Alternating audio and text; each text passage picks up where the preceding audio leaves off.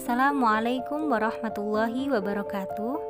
Nama saya Lana Zumratul Fitrohti dari kelas Psikologi F dengan NIM 2004 0111 0272. Akan menyampaikan sedikit kisah mengenai Khalifah Ali bin Abi Thalib radhiyallahu anhu untuk memenuhi tugas mata kuliah Sejarah Peradaban Islam yang diampu oleh Bapak Aris Mahmudi MA.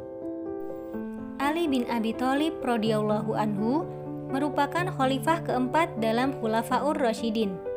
Nama dan nasabnya adalah Ali bin Abi Thalib bin Abdul Muthalib bin Hashim bin Abdul Manaf bin Qusay bin Kilab. Beliau adalah sepupu sekaligus menantu Rasulullah Shallallahu Alaihi Wasallam. Ayahnya bernama Abu Thalib bin Abdul Muthalib yang merupakan kakak kandung ayahanda Rasulullah, dan ibunya bernama Fatimah binti As'ad. Ali bin Abi Thalib radhiyallahu anhu dilahirkan pada tahun ke-10 sebelum kenabian. Beliau adalah orang pertama dari keturunan Bani Hashim yang dilahirkan di dalam Ka'bah. Nama yang diberikan oleh sang ibu saat kelahirannya adalah Haidar atau Asad yang berarti singa. Namun, saat ayahnya mengetahui nama itu, ia merasa kurang tertarik dan kemudian menggantinya dengan nama Ali yang berarti tinggi. Beliau juga memiliki beberapa julukan, di antaranya Abul Hasan yang diambil dari nama anaknya yaitu Hasan, dan At-Turab yaitu julukan yang diberikan oleh Rasulullah kepadanya. Pada usia 6 tahun, beliau diambil sebagai anak asuh oleh Nabi Muhammad SAW. Ia pun tumbuh dan belajar langsung di bawah didikan Nabi. Ali bin Abi Thalib juga merupakan salah satu as-sabiqun al-awwalun dari golongan anak-anak, yaitu orang-orang yang paling awal memeluk Islam. Saat Nabi hendak hijrah ke Madinah bersama Abu Bakar, Ali radhiyallahu anhu diperintahkan untuk tidur di atas dipan Rasulullah untuk mengecoh kaum Quraisy bahwa Nabi masih di dalam rumah. Beliau pun melaksanakan perintah Nabi tersebut tanpa rasa takut. Setelah mendengar bahwa Nabi Shallallahu Alaihi Wasallam dan Abu Bakar radhiyallahu anhu telah sampai di Madinah, Ali segera menyusul untuk berhijrah. Di Madinah, Ali bin Abi Thalib dinikahkan dengan putri baginda Nabi yang bernama Fatimah Az-Zahra. Dari pernikahannya dengan Fatimah, beliau dikaruniai 4 anak, yaitu Hasan, Husain, Zainab, dan Ummu Kulsum. Selama Sayyidah Fatimah masih hidup, Ali radhiyallahu anhu tidak pernah menikah dengan wanita lain. Barulah setelah kepergian Fatimah Az-Zahra, beliau menikah lagi dengan beberapa wanita. Yang pertama dengan Ummu Baimin binti Huzam yang melahirkan 4 putra, yaitu Abbas, Ja'far, Abdullah, dan Utsman. Yang kedua dengan Laila binti Mas'ud yang melahirkan 2 putra, yaitu Abdullah dan Abu Bakar. Selanjutnya dengan Asma binti Umair yang melahirkan 2 putra, yaitu Yahya dan Muhammad. Yang keempat dengan Asaba binti Robi'ah yang melahirkan 2 anak, yaitu Umar dan Ruqayyah. Yang kelima dengan Umamah binti Abi As yang melahirkan 1 anak, yaitu Muhammad. Selanjutnya yang keenam dengan Hanlah binti Ja'far yang melahirkan 1 putra, yaitu Muhammad. Yang ketujuh dengan Ummu Sa'id binti Urwah yang melahirkan 2 anak, yaitu Al-Husain dan Romlah. Dan yang terakhir dengan Mahyah binti Imri Al-Qais yang melahirkan 1 anak bernama Jariyah. Sayyiduna Ali bin Abi Thalib radhiyallahu anhu memiliki perawakan yang ideal.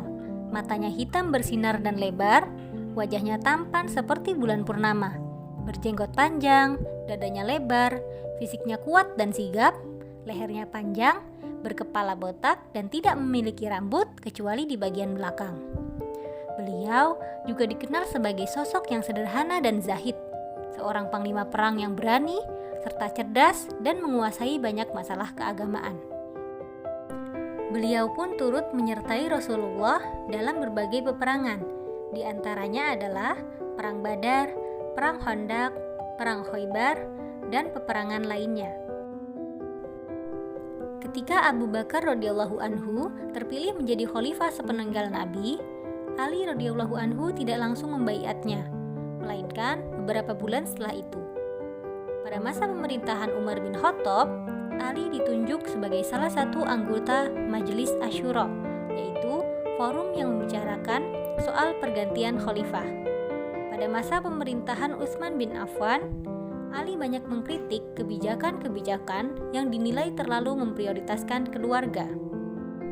Setelah terbunuhnya Khalifah Utsman bin Affan, kaum muslimin meminta Ali radhiyallahu anhu untuk menjadi khalifah. Meskipun sempat menolak, namun pada akhirnya Ali bin Abi Thalib radhiyallahu anhu dibaiat oleh para sahabat dan rakyat untuk menjadi khalifah.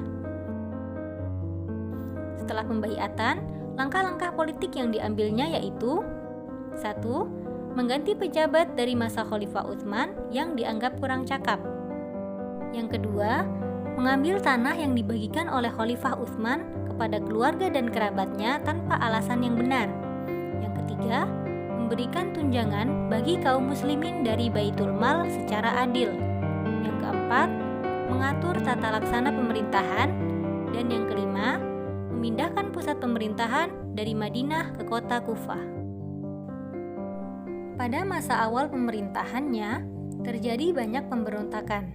Yang pertama, Perang Jamal atau Unta, yaitu pemberontakan yang dilakukan oleh sahabat-sahabat dekat seperti Tolhah, Zubair, dan Ummu Aisyah.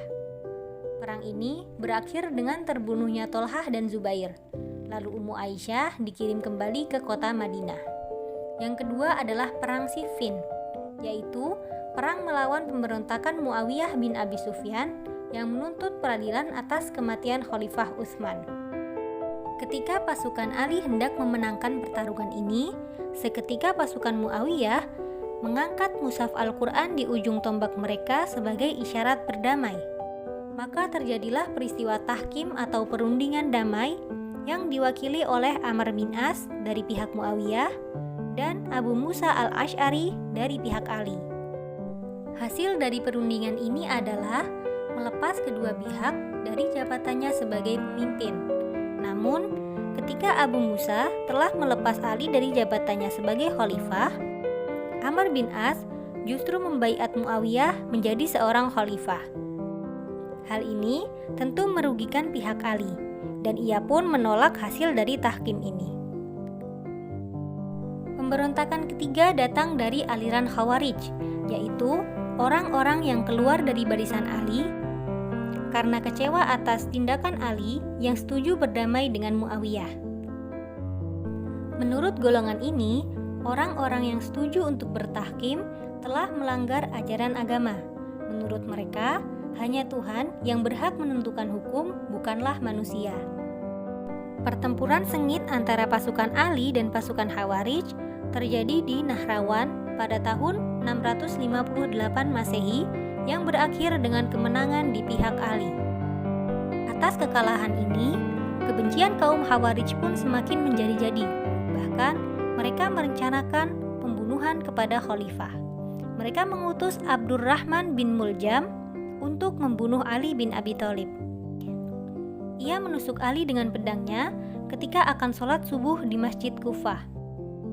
Khalifah Ali bin Abi Thalib radhiyallahu anhu menghembuskan napas terakhir setelah memimpin selama kurang lebih 4 tahun.